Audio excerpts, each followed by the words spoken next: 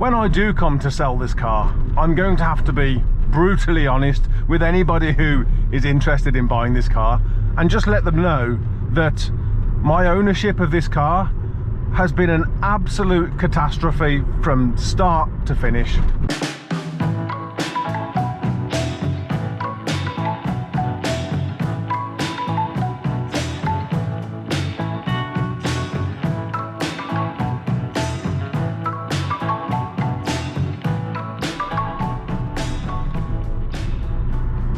Last time this car was on the channel, we had just somehow, by some absolute miracle, managed to pass an MOT.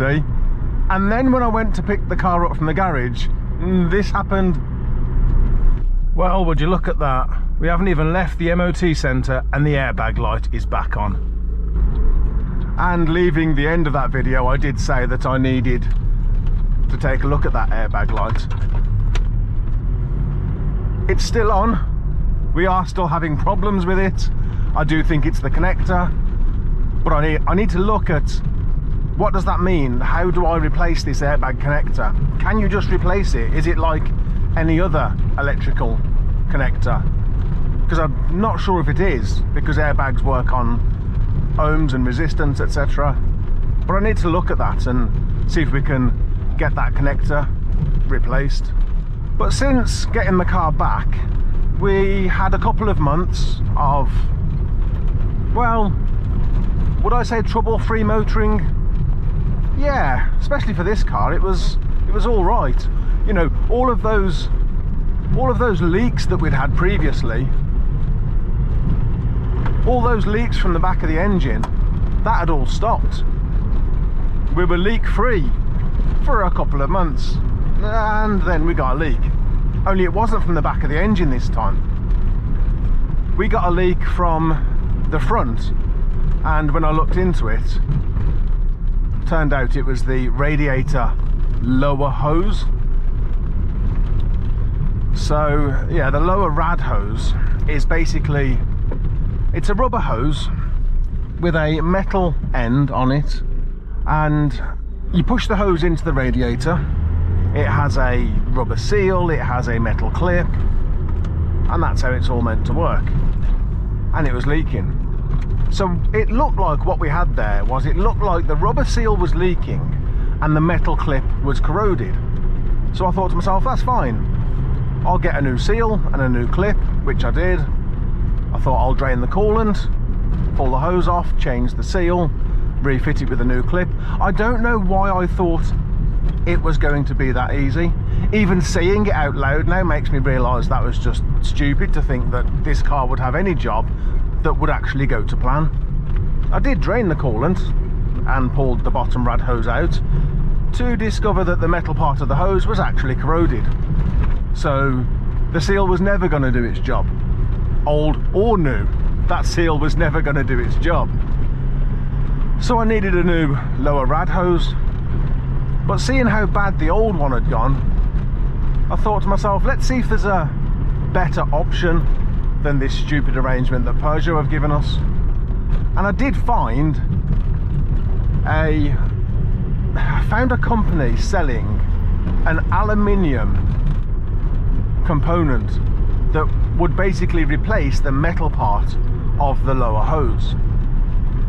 It basically pushes into the bottom of the radiator. You cut the metal bit off your existing hose, and then you just connect the two together, hose over the new piece, and all is well. Or at least that's how it's supposed to go. I rang the company that sells this component, and the guy was really helpful, really honest with me as well. He said this part will fit your radiator, but I can't tell you if the outlet on it will fit your hose.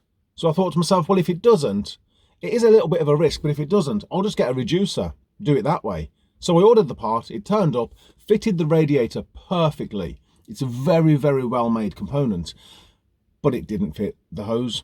And so I got a reducer. Sounds nice and easy. Eventually it was kind of. The first eBay seller was useless. The second eBay seller was worse than the first. Eventually I got the reducer that I needed and I fitted it, and we've been leak free ever since. Would I recommend this modification? Absolutely not. There just isn't enough room in there for that component and the reducer for it to be a comfortable modification. If the outlet on this part fitted the hose on the 306 HDI, it would be perfect as a remedy to that metal part of the standard hose going corroded. So no, it works, but I wouldn't recommend it. We've also had problems with this car not wanting to start, and it's an old problem. It's an old problem that I trace to the fuel pump. You see, the fuel pump sits under the rear seat here, and the problem that we've had is with that connector right there. Not just the connector on the wiring loom, but the connector on the actual fuel pump itself.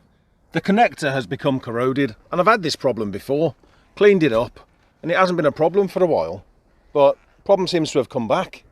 So when your car's not starting, or at one point the car cut out whilst I was driving, you can't be living with that. So I gave that another thorough clean up, and it's been all right this last month, but really I'd say that either the fuel pump or that piece of the wiring loom needs to be replaced.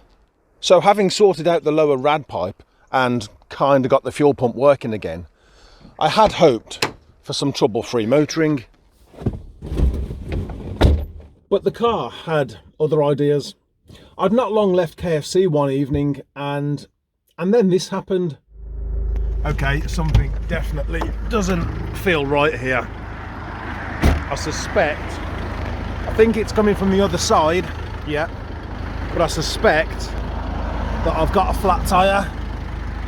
Yeah, it feels like it. Yes, it was a flat tyre, and I didn't think that was too much of a big deal really, because in the boot I had a jack and a wheel brace, and I managed to get my spare wheel out. So I thought, okay, we'll just get this wheel changed over. Well, the jack worked. It's not brilliant, but it does the job. It's like a get you out of the shit version of a jack. And the wheel brace, again, it's not brilliant, but it did the job. Only the car has got the wrong damn wheel nuts on it. These wheel nuts are flat seated, and that's what Cyclones need. But these wheel nuts are meant to have a tapered shank on them so that you can still use the same wheel nuts with a standard steel wheel. These appear to be, if I'm not mistaken, Mark 1 Cyclone wheel nuts. And having the wrong wheel bolts on the car basically meant that we were left stranded, which was frustrating, especially since at home from a previous Peugeot 306, I had a set of the correct tapered wheel bolts, which is exactly what I needed. So I thought to myself, well, I just need to ring someone then and ask them if they can take me home and pick up this spare set of wheel bolts. Okay, well, my brother came to the rescue and brought me some wheel bolts, that's wheel nuts that are for steel wheels, but yeah, if you think they are what you think they are, yes, they are locking wheel nuts. We have one, it's interesting, we've got 3 alloys now without any locking wheel nuts on. People can steal them, but the one that isn't worth a dime has 4 locking wheel nuts on it. But it should get us home. Yes, my brother came to the rescue. Didn't need to take me home to get my spare wheel bolts because he had some of his own. And it did get me home. Didn't last very long though. About a week later, that spare that I'd put on, that tyre went flat as well. I was going to work first thing in the morning and tyre was flat. Seems to have developed a puncture at some point. So I've gone to the expense of putting a new pair of Toyo Proxies on the front, and they match the rears as well. So once again, we are running 4 Cyclone alloys, all with the same tyres. Haven't sorted the spare out yet, so for a moment, my 106 Quicksilver has donated her spare wheel to this car, just in case. Well, we've got about 4 months left. Hopefully we can sort that airbag fault out. And who knows, maybe we could even get this car another MOT. But then, pass or fail, it really will be time to let this car go.